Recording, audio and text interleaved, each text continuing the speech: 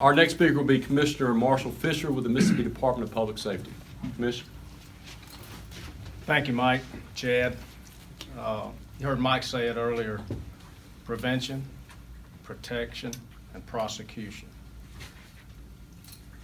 We can arrest everybody on the street corner involved in this, but unless we get valid prosecution and good sentencing, we've done really nothing. Our task force, our human trafficking task force that was formed and as a result of legislation that was led by Speaker Gunn here, is ready. We're already working. We're dedicated to prevention, protection, and prosecution. And I've got some guys that are unstoppable. We're actually, Mr. Speaker, going to ask for some additional positions when I appear before you on Friday.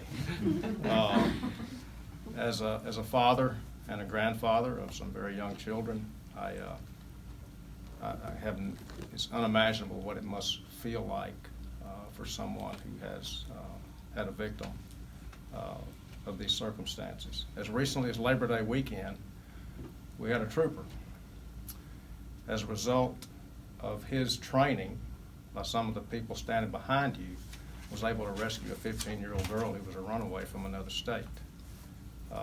That investigation is still going on. I can't really discuss it further.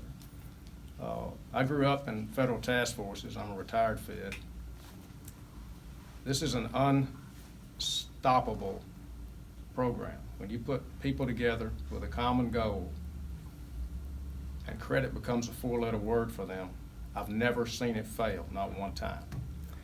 By joining all these agencies together, we're able to get the best of the best from each agency, the best thing they have to offer, whether it's ATF, FBI, an MBI agent, an MBN agent, or from our non-law enforcement partners. We in law enforcement have realized the importance of mental health in this country more than ever before. We realize it. But Mike, I appreciate you, and I especially applaud you for being a father of 6. I understand he has one in diapers and one in college. So, with that, Who's I'll counting, close. right? Thank you. Thanks, Commissioner. And we saved the best for last, the Honorable Philip Gunn, Speaker of the Mississippi House of Representatives. Speaker Gunn. Thank you, Mike. Appreciate that. Thank all of you for being here today. Those of you who have heard me talk about this issue have heard me say that about 3 years ago I attended a meeting where I heard a person involved in human trafficking ministry speak. It was Jody Dice from Brandon. He brought to my attention just the prevalence of this issue in the state of Mississippi, right here in the Jackson metro area. That then lit a fire under me to try to do something about it. I was completely unaware, as I'm sure most people are, that this is taking place right here in the Jackson metro area, right here in the state of Mississippi. You just heard Marshall Fisher describe a situation last weekend, Labor Day weekend.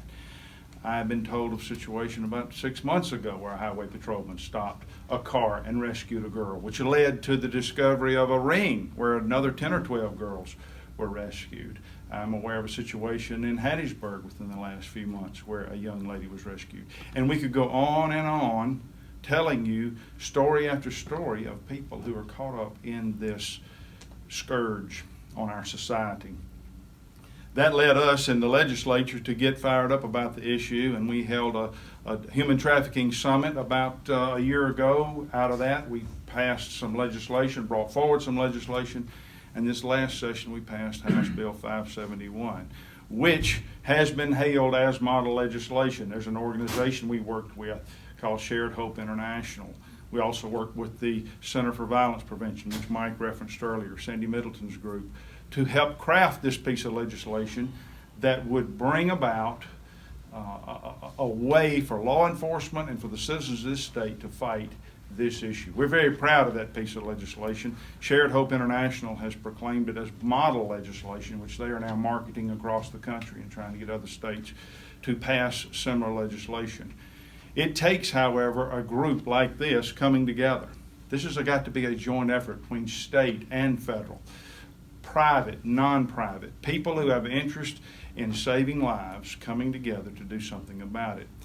I see that with this type of task force, what we're starting here today, This will bring a great amount of attention to the issue. I hope that it will begin to save lives. I know, Mike, you mentioned in your remarks that there were 42 cases 2 years ago and 80-something last year. I like to believe that's because we focused on rescuing girls. We focused on prosecuting this thing. We are discovering it more and more. And we're going to find more until we start putting them in jail, and then hopefully they will go elsewhere and leave the children of this state alone. I would also like to commend the work of our regional task forces. This is not the first kickoff, if you will, or the first effort that's being made to fight human trafficking. There have been created, the task forces Mike mentioned, I think, that already exist. Those law enforcement people in those regions of the state have already been working to fight this issue, and they have done great work. And from what I understand, they are working well. They are prosecuting the issue, and so we are here today to announce that this fight will continue. It's going to escalate. We are going to be serious about fighting human trafficking. We want to eradicate it in Mississippi. We want to protect the young people of this state. So I commend Mike and Chad for kicking this effort off. I want to thank Marshall Fisher for his help and what he's done with us in the past. And I want to thank all these people who are here today expressing their support for fighting this issue. Thank you so much. That concludes our press conference. We will open it up to questions if you have any questions.